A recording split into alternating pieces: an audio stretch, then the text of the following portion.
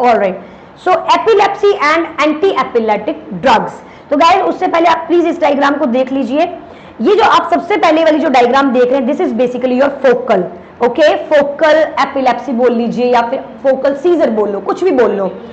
तो फोकल में क्या है, पेशेंट इज लाइक एक पर्टिकुलर दिमाग का सिग्नल, एक पर्टिकुलर एरिया, कोई भी हो सकता है रंजना, क्या इट कैन बी एनीथिंग। मान लो मैंने आपको पंच कर दिया और यहाँ से आपको झंझनाहट सी हो रही है, तो ये फोकल है, यानी पर्टिकुलर किसी पर्टिकुलर एरिया में हिट हुआ, ट्रॉमा हुआ, कारण पढ़ेंगे हम डीपली, की वजह से आपके जो सिग्नल है ना वो एकदम से झटके से मिल रहे हैं आपको, okay. This can be loss of consciousness और not loss of consciousness, okay. So मैंने ऐसे हिट किया एक पर्टिकुलर एरिया पे वैसा करके और आप एकदम बेहोश हो गए, ओके, या फिर आप नहीं बेहोश हुए। तो ये जो कैटेगरी की जो मोटर और सेंसरी जो इंपेयरमेंट हुई आपकी कुछ टाइम के लिए, that will come under your focal epilepsy, okay. What is epilepsy we will discuss, don't worry, पर मैं चाहती हूँ पहले आपको ये पता हो, क्योंकि इसमें से हमने एक फोकल पढ़ना है। Next generalised. जर्नलाइज्ड में, जर्नलाइज का मतलब होता है कि आपका ये एरिया, ये एरिया, ये एरिया, भाई दो से ज्यादा कोई भी area, it's like more than 1 2 3 4 5 areas of the brain, parietal, frontal, sorry frontal, parietal, okay, occipital, temporal, कोई भी दो से ज्यादा एरियाज अफेक्ट हुए हैं। कारण पढ़ेंगे हम लोग, इनकी वजह से क्या हुआ, आप लॉस ऑफ कॉन्शियसनेस हो गए, okay, and now you are experiencing tonic clonic seizure, tonic clonic seizures, okay, या फिर टॉनिक सीजर्स या फिर क्लॉनिक सीजर्स, ओके। सो इनको हम ग्रैंडमा सीजर्स भी बोलते हैं, और हम यही मेन हमारे इंपॉर्टेंट है, टॉनिक-क्लॉनिक हो गया। नेक्स्ट अटॉनिक, जिसमें अटॉन होगी, उसकी मोबिलिटी बिल्कुल लॉस हो जाती है। एक मिनट, जैसे फॉर एग्जांपल उसकी हमको कैसे याद करवाया जाता था Archana, for example you just, आपको लड़के वाले देखने के लिए आ रहे हैं, and now you are just after watching that guy you become like atonic, और ग्लास एकदम से नीचे गिर गया, तो दैट इज अटॉनिक, मतलब कि तुमको पता ही नहीं चला हुआ क्या मेरे साथ, राइट। तो उस प्रकार से एटॉनिक हम एक्सप्लेन करते हैं। नेक्स्ट मायोक्लोनिक की बात करूं तो मायोक्लोनिक आप सबको मालूम होगा, छोटे छोटे बच्चों के अंदर काफी कॉमनली देखने को मिलता है। We will discuss this things, don't worry. Last is absence, absence also like very very common. तो यहाँ पे tonic clonic, myoclonic and absence seizure, ये हम देखने को मिलेंगे। और अगर मैं एपिलेप्टिक स्पाज्म की बात करूं, स्पाज्म, बोलते भूत चढ़ गया उसके सर पे, उसको भूत आता है, सो दैट काइंड ऑफ भूत we have benign rolandic West syndrome and Lennox gastaut syndrome. इसमें से मैं सिर्फ वेस्ट बताऊंगी क्योंकि ये कई बार मैंने एमसीक्यूज में देखा है, तो I will tell you West syndrome.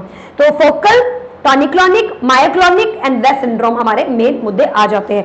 चलो अब सबसे पहले बात करते हैं एपिलेप्सी की थोड़ी सी डाटा के बारे में।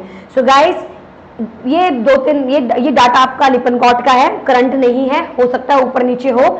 सो योर न्यूरोलॉजिकल डिसऑर्डर में जो तीसरे नंबर का जो मोस्ट कॉमन डिसऑर्डर को रेटिंग दिया गया है, that is epilepsy, third most common neurological disorder. हो सकता है लास्ट 2019 में डाटा आया है, 2019 में, उसके बाद का तो नहीं है। 2019 पे है या 2015 का है, I am not sure because ये लिपनकॉट की बुक का है। तो उसमें साफ साफ लिखा कि the third most common neurological disorder is epilepsy. First CVA, second Alzheimer and third is your epilepsy, okay, due to sudden excessive discharge of impulse। for example मेरे एक ब्रेन है, नॉर्मल सब कुछ चल रहा था, जैसे कि मैंने अभी यहाँ से एक वायर खींच लूं, वायर खींचते ही मुझे झटका लगेगा, right, that impulse, that spark is epilepsy, okay. एकदम से जो झटका, ब्रेन का सिग्नल एकदम से जो आता है, जस्ट लाइक शॉक, आप इसे क्या बोल देते हैं, epilepsy. Symptom depend on the site of the origin, symptom जो है वो साइट पे डिपेंड करते हैं कि इधर क्या प्रॉब्लम है, okay. All right, for example, motor cortex, abnormal movements, okay, for example, occipital lobe, visual, auditory hallucinations, frontal lobe, okay, so your frontal lobes, thinking, planning and emotional, your temporal, memory, understanding and language, and your parietal perception, making sense of word and spelling। इनको हम बहुत deeply पढ़ते हैं हमारे medical surgical के अंदर, but still आप लोग थोड़ा याद रख लीजिए ताकि जब आप मेडिकल सर्जिकल में नर्वस सिस्टम पढ़े तो आपको थोड़ी आसानी हो लर्न करने के अंदर। ऑलराइट, सो प्लीज इस डायग्राम को एक बार देखिए। यहाँ पर आपका प्राइटल लोब है और देखो कैसे झटका सा आ रहा है यहाँ पे, और सिर्फ इधर ही इफेक्ट हुआ, इसे बोलते हैं only partial, okay, only focal, only partial, only focal. अगर ये बहुत ही ज्यादा अफेक्ट कर रहा है हर ऑर्गन को, then that is generalized. Okay, so what are the causes, let's see guys. इसको हम विटामिन से याद करते हैं, vitamin D E. Okay, so V is vascular. अगर किसी प्रकार का वैस्कुलर प्रॉब्लम जैसे कि neurovascular, for example snake bite हो जाना, स्ट्रोक हो जाना, हमारा एक असेसमेंट भी होता है न्यूरोवैस्कुलर असेसमेंट, जिसमें हम सेंसेशन, जिसमें हम कैपिलरी रिफिल, ओके वो आपका उसमें आ जाएगा कैपिलरी रिफिल के अंदर, मतलब सर्कुलेशन। तो सेंसेशन, मूवमेंट एंड सर्कुलेशन, ये 3 पैरामीटर्स होते हैं। जो आपका सेंसेशन होता है उसमें आप नर्व्स चेक करते हो, ओके। जो आपका सर्कुलेशन होता है उसमें आप colour, temperature, capillary refill, pulses, ये सब चेक करते हो। और लास्ट आता है मूवमेंट, जिसमें पेशेंट की मूवमेंट चेक की जाती है कि भाई कौन सी नर्व इफेक्टिव मूवमेंट के लिए। Next we have infection. अगर किसी को मेनिंजाइटिस है या फिर एंसेफ्लाइटिस है, किसी को किसी भी प्रकार के इन्फेक्शन की वजह से भी पेशेंट को एपिलेप्सी हो जाती है। ट्रोमा, एपिड्यूरल हेमाटोमा, किसी ने बिल्कुल हिट कर दिया, रोड साइड एक्सीडेंट्स, ट्रोमा की वजह से भी एपिलेप्सी देखने को, मतलब कि इनका कॉन्सिक्वेंस है एपिलेप्सी। ये सब कारण है जिसकी वजह से आपका जो न्यूरल सिग्नल का जो डिस्चार्ज था वो अफेक्ट हुआ है, वो थोड़ा सा खराब हो गया, जिसकी वजह से पेशेंट एपिलेप्सी में देखने को मिल रहा है।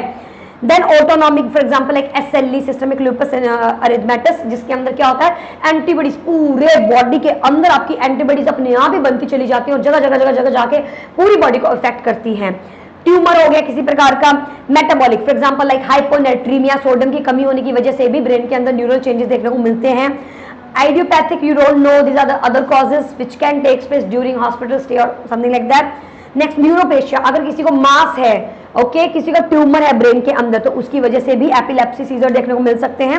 ड्रग एंड टॉक्सिन, अगर मैं ड्रग्स की और टॉक्सिन्स की लिस्ट बनाने लगूंगी तो हम आज के लेक्चर में कंप्लीट ही नहीं हो पाएंगे कभी भी, क्योंकि इतनी ज्यादा ड्रग्स और इतने ज्यादा टॉक्सिन्स होते हैं जो आपके ब्रेन को अफेक्ट करते हैं। टेटनस, बॉटुलिज्म, बहुत सारे हैं। प्री एक्लम्शिया भी हम गायनी में पढ़ चुके हैं कि प्री एक्लम्शिया से कॉम्प्लिकेशन एक्लम्शिया होती है, जिसमें सीजर देखने को मिलते हैं। So guys, these are the causes of your epilepsy, these are the main causes. आपको इसके बाहर जाना ही नहीं है कहीं पे भी, these are the main factors. Okay, next, what is the mechanism, हो क्या रहा है आपके सीजर के अंदर या एपिलेप्सी के अंदर। So guys, let's see now, because अगर आपको ये समझ में आएगा, इन्हीं के ही नंबर 1 को मैं ब्लॉक करूंगी एपिलेप्सी के लिए, नंबर 2 को मैं ब्लॉक करूंगी तो भी मेरा एपिलेप्सी ठीक हो जाएगा, नंबर 3 को मैं ब्लॉक करूंगी तब भी मेरा एपिलेप्सी ठीक हो जाएगा, नंबर 4 की कैटेगरी की ड्रग को दूंगी तो भी एपिलेप्सी क्लोज हो जाएगा, number 5, number 6 and number 7. So these are the classification of the drugs which will act on particular point and then your epilepsy will be resolved. So let's start with the first part. तो guys, सबसे पहले हमें पता होना चाहिए इसका normal mechanism क्या है, तभी हम लोग इसको बेटर तरीके से समझ पाएंगे। ऑलराइट, तो आप इस डायग्राम को जरा देखिए। तो आपका सबसे पहले सोडियम चैनल अंदर गया, उसने एक्टिवेट किया, पॉजिटिव थ्रेशोल्ड इंक्रीज हुआ, and this threshold what it did, it just increase the sensitivity to the vesicle. तो वेसिकल को इसने एक्साइट किया, ओके, और उसी प्रकार से कैल्शियम ने भी अपने अंदर एंटर किया और पॉजिटिव चैनल को और बढ़ाया, और सेमिनल जो आपका साइनेप्टिकल वेसिकल था उसको और ज्यादा एक्टिवेट किया, और अब वो बर्स्ट हुआ, और बर्स्ट होने के बाद उसने क्या रिलीज किया, glutamate. these are the neurotransmitters, okay, so glutamate release किया। अर्चना, अब ये ग्लूटामेट जब रिलीज हुआ तो ये कहां पर जाकर गया, ये जाके बाइंड हुआ हमारे न्यूरॉन, जो अगला न्यूरॉन था पोस्ट न्यूरॉन के साथ बाइंड हुआ। बाइंड होने के बाद इसने क्या किया, इधर अंदर सिग्नल दिया, अंदर क्या सिग्नल दिया, सोडियम अगेन एक्टिवेट किया, फिर कैल्शियम किया, फिर उसको ट्रांसमिशन जो साइनेप्स वेसिकल था उसको बर्स्ट किया और फिर रिलीज किया, और एक्शन पोटेंशियल इस प्रकार से इसने जनरेट किया। जैसे एक्शन पोटेंशियल जनरेट हुआ तो भाई बहुत अच्छी बात है, और जैसे हमारा एक्शन पोटेंशियल का जो काम था वो कंप्लीट हो गया, तो मेरे जो गाबा रिसेप्टर्स थे वो भी एक्टिवेट हो गए, उन्होंने क्लोराइड को एंट्री करवा दी, यहाँ शांति बना दी, राइट। और ये वो कहाँ है, गाबा वाला कहाँ है, गाबा वाला ये रहा सामने, तो इनके सामने ही गाबा का रिसेप्टर भी पाया जाता है। तो एक्शन पोटेंशियल बहुत ज्यादा हाई है, बिल्कुल, तो गाबा आएगा और गाबा यहाँ से रिलीज होगा और इनको बोलेगा कि भाई क्लोराइड जी अंदर जाइए कृपया करके, ओके, और फिर बचा कुचा गाबा रीअपटेक कर लिया जाएगा, स्टोर कर लिया जाएगा, और फिर से रिलीज करवाया जाएगा क्लोराइड ताकि ये अंदर जा सके। Guys, understood? So this is the main your function of your not epileptic but normally action potential. So sodium enter किया, कैल्शियम ने एंटर किया, एक्शन पोटेंशियल जनरेट किया, इसको एक्साइट किया, आपका साइनेप्टिकल वेसिकल को एक्साइट किया, इसके ऊपर भी रिसेप्टर पाए जाते हैं, उनके ऊपर ही लगता है ये चैनल, एक्टिवेट होने पे ये बर्स्ट हुए, ग्लूटामिन रिलीज हुई, और रिलीज होने के बाद इन्होंने रिसेप्टर पे जाके बाइंड किया, और ये बाइंड करने के बाद अंदर एक और एक्शन पोटेंशियल जनरेट किया, जनरेट करने के बाद अगेन सोडियम एंटर हुआ, कैल्शियम एंटर हुआ, और एक्शन पोटेंशियल को बहुत ज्यादा हाई कर दिया, और सीजर अगर होने हैं तो हो जाएंगे। अब बात आती है सोडियम बड़ा इंपॉर्टेंट यहां दिखने को मिल रहा है, और यही सोडियम इकलौता आपका ऐसा कारण है जो बेसिकली आपके एक्शन पोटेंशियल को क्या कर रहा है, जनरेट कर रहा है, एक्टिवेट कर रहा है। अब ये सोडियम क्यों रिलीज हुआ? there will be any reason, vascular problem, infection, trauma, autonomic, metabolic, idiopathic, neoplasia, drugs, preeclampsia, anything can be the reason, and because of these reasons your sodium is got activated, okay, unnecessarily, कोई जरूरत नहीं है उसकी, but unnecessarily आपका sodium क्या हो रहा है रंजना, एक्टिवेट हो रहा है, जिसकी वजह से ये यहाँ एंटर कर रहा है, एंटर करने के बाद ग्लूटामेट, और ग्लूटामेट से फर्दर यहाँ पर, और यहाँ से फिर यहाँ एक्शन पोटेंशियल को जनरेट कर रहा है। Is it clear? Perfect. Now let's सी अब हम ड्रग्स कैसे काम करने वाली हैं।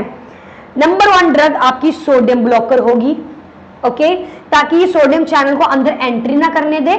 सोडियम अंदर एंट्री नहीं करेगा और कैल्शियम को भी मैं एंटर नहीं करने दूंगी, तो कैल्शियम चैनल ब्लॉकर्स भी मैं दूंगी, इन दोनों को ही मैं एंटर नहीं करने दूंगी, ये जनरेट नहीं होंगे, ग्लूटामेट एक्टिवेटर नहीं होगा।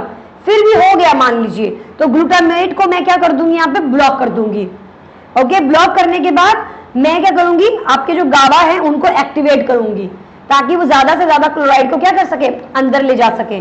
और ये जो रीअपटेक करने वाले इनको मैं क्या कर दूंगी, ब्लॉक कर दूंगी, ताकि ज्यादा से ज्यादा गाबा कहाँ रहे, मेरा यहाँ सामने रहे, और फिर उसके बाद आपका काम हो जाता है done. Is it clear Archana? Okay, तो these are the main classifications of your epilepsy. In ये जो कैटेगरी की जो ड्रग्स हैं जो जहां जहां काम करने वाली हैं, these are your anti epileptic drugs. तो यानी कि ग्लूटामेट की एक्टिविटी का बढ़ना एपिलेप्सी कर रहा है, और गाबा की एक्टिविटी का कम होना भी एपिलेप्सी कर रहा है। तो हम क्या करेंगे, ग्लूटामेट की एक्टिविटी को कम कर देंगे और गाबा की एक्टिविटी को बढ़ा देंगे, जिससे हमारा एपिलेप्सी ठीक हो जाएगा। Alright, so let's see. अभी दोबारा से एक टाइप देख लीजिए, आपके के.डी. त्रिपाठी की बुक है, उसके क्लासिफिकेशंस हैं। Idiopathic, no specific anatomic reason, symptomatic में कॉज ड्रग्स, टॉक्सिन्स, कुछ भी हो सकता है। अभी हमने ऊपर पढ़े कॉजेस, क्लासिफिकेशंस में भी हमने पढ़े हैं, फोकल पढ़ा, जनरलाइज्ड पढ़ा, एंड एपिलेप्टिक स्पाज्म पढ़ा। तो parietal is also pure kind of focal, only a portion of brain, part of one lobe of hemisphere. तो पार्शियल क्या है, सिर्फ एक ही लोब आपके हेमिस्फीयर का कोई भी अफेक्ट होगा। इसमें सिंपल और कॉम्प्लेक्स दो प्रकार के आपके एपिलेप्सी को डिवाइड कर दिया जाता है। सिंपल का मतलब है hyper active neuron, okay, one or two can occur of the brain and does not spread, consciousness remain, consciousness उसको देखने को मिलेगी। जबकि जो कॉम्प्लेक्स होगा उसमें आपको कॉन्शियसनेस देखने को नहीं मिलेगी, ऑल्टर्ड हो जाएगा। Diarrhoea, chewing, urination, complex hallucination, ये सब पेशेंट को देखने को मिलेगा। It just like your focal which is divided into plus loss of consciousness and minus loss of consciousness, okay. So simple and complex. Next we have generalized. Generalized में क्या है हमारे पास, begin locally and spread an abnormal impulse to both hemispheres, okay? So tonic, clonic, tonic का मतलब क्या होता है, contraction, और clonic का मतलब क्या होता है, contraction and relaxation. Remember this thing, okay?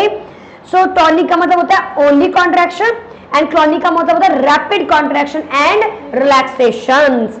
इन्हें हम ग्रैंड मार सीजर भी बोलते हैं। ये दोनों इकट्ठे जब पाए जाते हैं, और इसमें पेशेंट क्या करता है, क्राई करता है, गिर जाता है, एकदम से गिर जाएगा ऐसे करके, you know. Next absent seizure, इसे हम और दूसरा नाम क्या होता है इसका, petit mal seizures. In children लगभग 3 से 5 साल के बच्चों में देखने को मिलता है। For 3 second they will be like, एक पॉइंट पे वो बिल्कुल कुछ सेकंड के लिए, यू नो। और जैसे मैंने मैं बताया ना आपको कि आप आए और गिलास उसके लड़के को देख के आप एकदम, यू नो, एकदम से आपका एब्सेंस हो गए, okay. So rapid eye blink and one direction visual, एक से बस एक टुक देखी जा रही है और फिर ऐसे करके, यू नो। इस टाइप का जो आपका सीजर होता है वो एब्सेंस, इसको मोर डीपली पढ़ेंगे in your nervous system, but मैंने यहाँ पे बस आपको दोबारा रिवाइज करने के लिए थोड़ा सा लिख रखा है। नेक्स्ट बार एटॉनिक। एटॉनिक का तो मतलब यही है कि टॉनिसिटी नहीं होगी, so short loss of consciousness, all muscle relax and fall, patient एकदम से बस फॉल, गिर जाएगा बस नीचे, ओके, एकदम से नीचे गिर जाएगा, अटॉनिक, खत्म। मायोक्लॉनिक में क्या होगा, muscle contraction for several times, short like this, okay, या बिल्कुल थोड़े थोड़े टाइम के लिए। नेक्स्ट इन्फेंटाइल, ये भी एक टाइप आती है, ओनली मसल स्पाज्म, इसमें सिर्फ क्या होता है, मसल स्पाज्म, ओनली स्पाज्म सा होगा बच्चे को, या किसी को भी हो सकता है, जैसे इन्फेंटाइल है ये बच्चे को ही होगा, इन्फेंट्स को ओनली क्या देखने को मिलेगा, muscle spasm. Alright, next we have anti epileptic drugs, इनकी क्लासिफिकेशन को आपको मैंने ऑलरेडी वैसे बताया है, but let's see one more time. So guys, blockage of sodium channel, obviously we need to block sodium, क्योंकि अभी भी हम पढ़ के हटे हैं कि भाई सोडियम इकलौता कारण बन रहा है यहाँ पे, पहला कारण, तो हमने क्या कर दिया पेशेंट को, sodium channel blockers of their inactive state and delaying their recovery. मैं नहीं चाहती सोडियम मेरे को मिले, बार बार मिले, तो I just don't want sodium.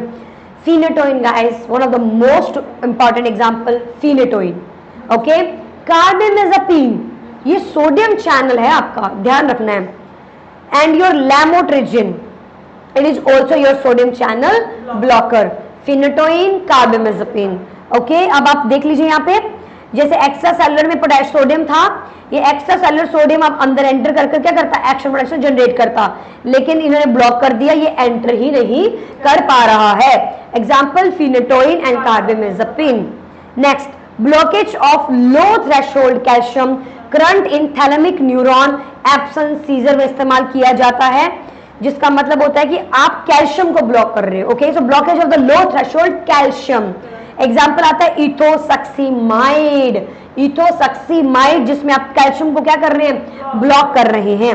Next आता है इनहैंसिंग गाबा मीडिएटेड इनिबिशन, बोलने का मतलब है कि गाबा की जो इनिबिशन हो रही है, आप जो इनिबिट कर रहे हैं हम उनको नहीं करने दे रहे, हम इनहैंस कर रहे हैं कि भाई कुछ भी हो जाए। इस नाम से आपको कंफ्यूजन हो सकती है guys, but you know the meaning of this line, right. GABA mediated, we want कि गाबा चैनल्स जो टूट रहे वो ना टूटे, वो इनिबिट हो जाए, वो रहे वहां पर, इनहैंस होते रहे by acting on GABA receptor, example benzodiazepines, okay, GABA receptor benzodiazepines, by inhibiting GABA metabolism, जो मेटाबोलाइज हो रहा है उसको क्या कर रहे हैं हम, इनिबिट कर रहे हैं, तो अब आपका GABA मेटाबोलाइज नहीं होगा।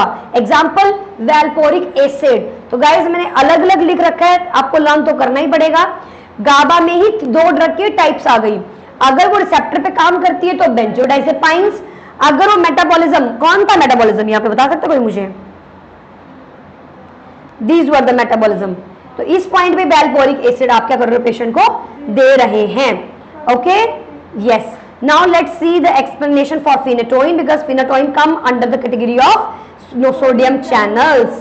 तो गाइस, ब्लॉक करता है voltage dependent sodium channels, block करता है high frequency nerve fibres, block करता है sodium channel in an inactivated state, delay the recovery of the sodium channels, and it is a tetrogenic, ये क्या कर रहा है महक, टेट्रोजेनिक है, मदर को जो है वो हार्म कर सकता है, बेबी को हार्म कर सकता है, ओके।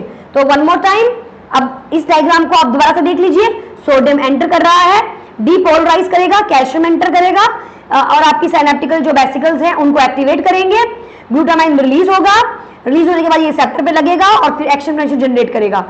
तो भाई मैं सबसे पहले क्या कर दूंगी, किसको ब्लॉक, सोडियम को।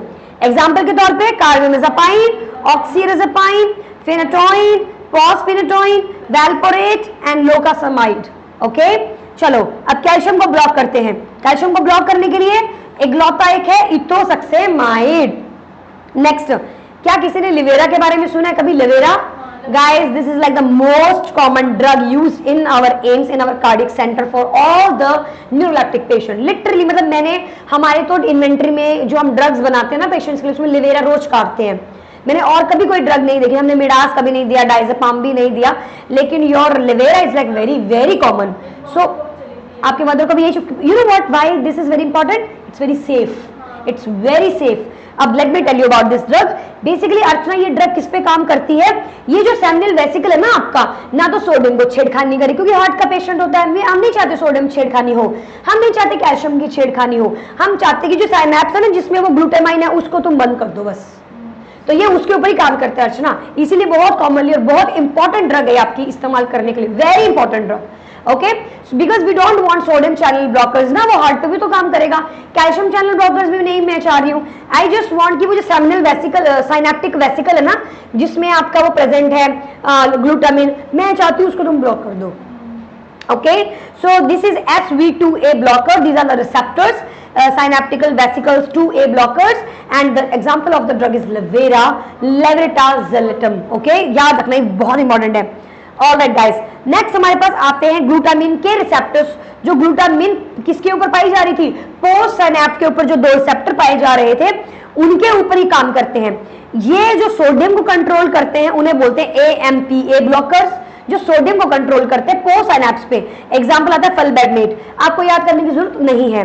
नेक्स्ट आता है जो कैल्शियम के ऊपर काम करते हैं, इनको बोलते हैं NMDA ब्लॉकर्स, कीटामाइन। तो गाइस जो कीटामाइन है वो पर्टिकुलरली आपके कैल्शियम के ऊपर काम कर ओके, और वो भी किसके, ग्लूटामाइन के रिसेप्टर को ब्लॉक कर रही है पोस्ट साइनेप्स के ऊपर। इसका एग्जांपल आपका कीटामाइन। ओके, नेक्स्ट, तो ये इन सब का टारगेट क्या है, इन सब का टारगेट मिलजुल कर एक ही टारगेट है, that is particularly to block glutamate activity, to decrease glutamate activity. Ranjana, is it clear? Perfect. Now let's move on towards GABA. अब GABA की तरफ थोड़ा देख लेते हैं। तो ये रिसेप्टर GABA वाला है और ये GABA बेचारा यहाँ से रिलीज होगा, यहाँ बाइंड करेगा, GABA A रिसेप्टर पे बाइंड करेगा, क्लोराइड को अंदर आने देगा ताकि एक्शन पोटेंशियल क्या हो जाए, डिक्रीज। तो गाबा के रीअपटेक को अगर बंद करना है, मैं नहीं चाहती हूं कि गाबा वापस रीअब्सॉर्ब हो, मैं नहीं चाहती हूं, आई जस्ट वांट कि ज्यादा से ज्यादा गाबा यहां रहे, प्रेजेंट रहे। तो गाइस कौन सी ड्रग दोगे, टीगाबीन, टियागाबीन बोल लीजिए। फोकल सीजर में इस्तेमाल की जाती है ये ड्रग्स ताकि गाबा के जो रीअपटेक है उनको ब्लॉक किया जा सके और ज्यादा से ज्यादा गाबा जो यूज किया जा सके। अब महक हम पढ़ने वाले हैं गाबा ए एगोनिस्ट, जो ड्रग्स भाई क्लोराइड को अंदर जाने देंगी, ऐसी ड्रग्स पढ़ चुके हैं हम ऑलरेडी इनको, यस, बेंजोडाइजेपाइन्स एंड बार्बिटूरेट्स, हम इनको ऑलरेडी पढ़ चुके हैं। बेंजोडाइजेपाइन्स में क्या आएगा, lorazepam, मिडाज, okay, diazepam, and increase the frequency of opening of the chloride channels. ये हम ऑलरेडी क्लासिफाई कर चुके हैं, सिडेटिव, हिप्नोटिक्स और आपके एनाल्जेसिक की क्लासिफिकेशन हमने इनको बहुत क्लियरली पढ़ा था। Again, I'm telling you, these will work on your GABA A agonist, and these are two types, benzodiazepines and barbiturates. But barbiturates थोड़ी उनकी एडिक्शन ज्यादा होती है तो हम उन्हें उतना कॉमनली यूज नहीं करते हैं, बट बेंजोडाइजेपाइन्स को हम काफी कॉमनली इस्तेमाल करते हैं। So benzodiazepines, lorazepam, midas and diazepam increase the chloride action. और ये कौन से चैनल्स होते हैं, ligand gated channels. Very good Ranjana. Next we have barbiturates. Barbiturates में मैंने बताया था आपको फिनोबार्बिटोल एंड पेंटोबार्बिटोल, दो ड्रग्स मैंने बोली थी और मैंने कहा था यार ये ड्रग्स तो बहुत एडिक्टेड होती है, हम इन्हें अवॉइड करते हैं। ये ड्यूरेशन को बढ़ा देती है, गावा की ड्यूरेशन को इंक्रीज कर देंगे ताकि बड़े लंबे समय तक डायलेशन रहे, मतलब sorry not dilation but relaxation रहे। Next we have propofol and the last example we have topiramate. ये क्या करता है, ग्लूटामेट को कम करता है और गाबा को इंक्रीज करता है। So guys these are particularly your anti epileptic drugs. इसका जो पार्ट 2 है that we will discuss tomorrow, जिसमें मैं सिर्फ आपको एनक्लेक्स पॉइंट ऑफ व्यू के डाटा बताऊंगी। I will not repeat all this stuff, but मैं आपको इनसे रिलेटेड जो हमारा एनक्लेक्स के पॉइंट ऑफ व्यू है उनके बारे में डिस्कस करूंगी। ओके, अभी जो हम लोग डिस्कस